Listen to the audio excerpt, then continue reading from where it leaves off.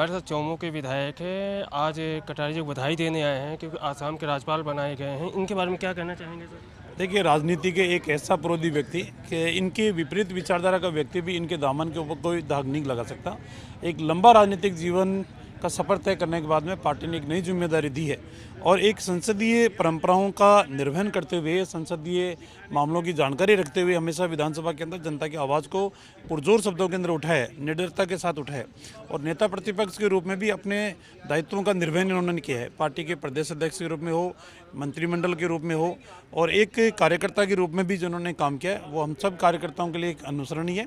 और हमेशा विधानसभा के अंदर भी नए विधायकों को ये कहता है कि ये एक प्लेटफॉर्म एक ऐसा है जहाँ पूरे राजस्थान की जनता की एक अंदर आप एक अपनी पहचान बना सकते हो। इसलिए पूरी शिद्दत के साथ और स्थिरता के साथ इन्होंने अपने दायित्वों का निर्वहन किया है। अगर हम बात करें अब राजस्थान का प्रतिपक्ष नेता ये नहीं, इनके अलावा कौन बनाए जाने चाहिए, प्रयास लगाए? देखिए, भारतीय जनता पार्टी एक कैडर बेस्ड पार्टी है और एक कैडर होने के नाते जो संसदीय बोर्ड है, केंद्रीय नेतृत्व है, जो तय करेगा वही पार्टी का प्रतिपक्ष का नेता होगा। आज दौसा में मोदी जी आ रहे हैं और कहा जाता है पूरी राजस्थान में जो ईआरसीपी को लेकर मुद्दा उठ रहा है उसके बारे में कोई घोषणा होने की कोई तैयारी चल रही है क्या? देखिए, मोदी जी की एक खासियत और विशेषता रही है कि वो कभी भी राजनीतिक घोषणाएं कभी नहीं करते। वो उन बातों को ध्यान में रख के काम करते हैं जो जन भावनाओं से जुड़ी हुई है और जन भावनाओं के विकास को हमेशा अंजाम तक पहुंचाने का काम करते हैं। इसलिए घोषणा करें या नहीं करें ये महत्वपूर्ण नहीं है, लेकिन महत्वपूर्ण ये है कि जन भावनाओं के आधार के ऊपर समस्याओं का समाधान होना चाहिए। आज भी भारत सरकार एक ऐसी है जो तमाम चीज़ें किसान के खाते में पैसे डालने का काम करिए, भारत सरकार कर रही है। उज्ज्वला निःशुल्क योजनाओं में गैस दे रही है, भारत सरकार दे रही है। प्रधानमंत्री आवास के अंदर पैसा दे रही है, भारत सरकार दे रही है। जल जीवन मिशन के अंदर पैसा दे रही है, भारत सरकार दे रही है। तो आम जन की विकास का काम जो कर रही है वो भारत सरकार कर रही है। बिल्कुल। आज हमारे साथ यही बात करें, हमारे साथ ज्ञानदेव आहूजा जी भी हैं। इनसे भी जानना चाहें कि आप कटारिया जी को बधाई देने आएंगे, इसके बारे में क्या कहना चाहेंगे? माननीय गुलाब जी कटारिया से मेरी मित्रता 1967 से है। वो जिस भी पद पर रहे, विधायक रहे, सांसद रहे, नेता प्रतिपक्ष रहे या मंत्री रहे, और मंत्री बनने का भी उनको अवसर मिला, उनको नेता प्रतिपक्ष अभी हैं और अब महामहिम राज्यपाल बनेंगे आसाम के। आसाम बहुत चुनौतीपूर्ण स्टेट है, प्रांत है, बांग्लादेश की बॉर्डर है और वहाँ पर बहुत सारे घुसपैठिए बांग्लादेशी घुसे हुए हैं। वहाँ के मुख्यमंत्री तो बहुत अच्छे ढंग से मुकाबला करने जूझ रहे हैं, परंतु महामहिम राज्यपाल की गरिमा रखते हुए माननीय गुलाब जी कटारिया एक सामंजस्य बैठाएंगे आसाम का, चाहे राजनीतिक सामंजस्य, पार्टी का सामंजस्य तो बैठाएंगे मुख्यमंत्री, लेकिन पार्टी और सरकार के बीच का जो सामंजस्य है वो महामहिम राज्यपाल के हाथ में होता है। तो मैं समझता हूँ पूरी तरह से सक्सेस होंगे माननीय गुलाब जी कटारिया। व्यक्तिगत रूप से, पारिवारिक रूप से भी मैं उनसे जुड़ा रहा हूँ, लगातार हम लोग साथ साथ विधायक भी रहे हैं कई बार, इसलिए उनकी योग्यता, उनकी प्रतिभा और उनका जो एलिजिबिलिटी है वो पूरी तरह से उपयोग करने का माननीय मोदी जी ने निश्चित किया, उनको महामहिम राज्यपाल बनाया।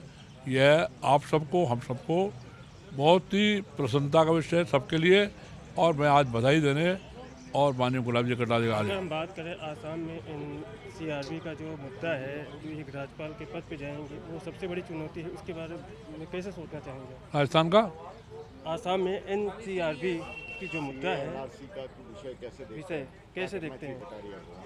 ऐसा है कि चुनौती इनके लिए कोई बड़ी बात है नहीं, मैंने कहा, पहले ही कहा, और चुनौतियों से मुकाबला करते माननीय गुलाब जी कटारिया आए हैं और मैं इस अवसर को अवसर के रूप में देखता हूँ, ये मेरी मान्यता है। 2023 में राजस्थान का विधानसभा चुनाव है और कहा जा सकता है कि उम्र का पड़ाव देखते हुए कई ऐसे नेता हैं जो उम्र के पार जा चुके हैं, उनको किस तरह से देखें? क्या पार्टी में उनको अलग से जिम्मेदारी देने की प्रक्रिया की जा रही है?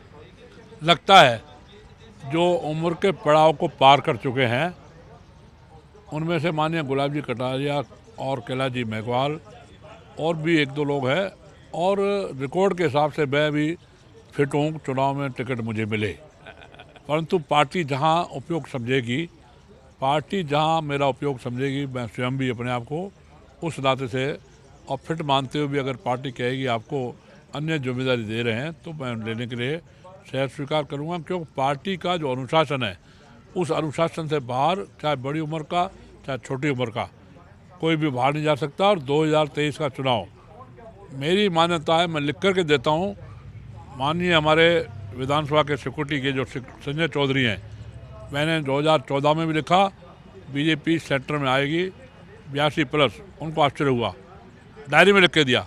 2019 में मैंने कहा 300+ तो 300+, और अब मेरी मान्यता है कि 400+ केंद्र में सीटें आएंगी और यहाँ कांग्रेस मात्र 5 से 17 की सीट के बीच में आएगी। और 23 में राजस्थान में हम लोग 150 से 60 सीटें भाजपा जीत के आएगी, पूर्ण बहुमत नहीं 2/3 बहुमत से। अगर हम बात करें राजस्थान के मुख्यमंत्री का चेहरा कौन होना चाहिए, भाजपा के तरह अंदरूनी लड़ाई चल रही है, इसको किस रूप में आप देखना चाहते हैं? विवाद ही नहीं है, मुख्यमंत्री के चेहरे के लिए बहुत चेहरे हैं और यहाँ एक से एक योग्य लोग हैं जिसके ऊपर कमल का फूल तो निशान है ही, जिसके ऊपर माननीय मोदी जी विधायक दल को कह करके और विधायक दल के बहुमत के हिसाब से जो भी मुख्यमंत्री होगा वो माननीय मोदी जी की आशीर्वाद और कृपा से होगा। चेहरा माननीय मोदी जी हैं और कमल का निशान है भारत। मेरा एक आखिरी सवाल है, आज मोदी जी दौसा जिले में आ रहे हैं, जो पूरी राजस्थान का है, सबसे जो बड़ा मुद्दा ERCP को लेकर किया जा रहा है, उसको किस रूप में देखना चाहेंगे और क्या आज उसकी घोषणा हो सकती है? ERCP का मुद्दा वास्तव में राजस्थान सरकार का लाभकारी मुद्दा था, परंतु राजस्थान सरकार ने इसको कैश करने का प्रयास नहीं किया। टालते टालते बाकी मुद्दों को साथ इसको भी टाला और केंद्र सरकार पर डाला और केंद्र सरकार पर डाला। लेकिन 13 जिले, जिसमें उस ज़िले में मैं भी आता हूँ, 13 जिले जो ERCP में आते हैं, अलवर जिला भी, और भरतपुर, धौलपुर, सहमतपुर, करौली, दौसा, कोटा, बूंदी, झालावाड़, इन 13 जिलों में ERCP का और यह प्रोजेक्ट पूरा होना चाहिए। केंद्र और प्रांत मिलकर करें, केंद्र का बड़ा हिस्सा हो या राजस्थान का बड़ा हिस्सा हो, विवाद नहीं है। विवाद ये ERCP को और केंद्र सरकार ने भी अपने हाथ में लेना चाहिए, राजस्थान सरकार को सहर्ष उसमें सहयोग करना चाहिए।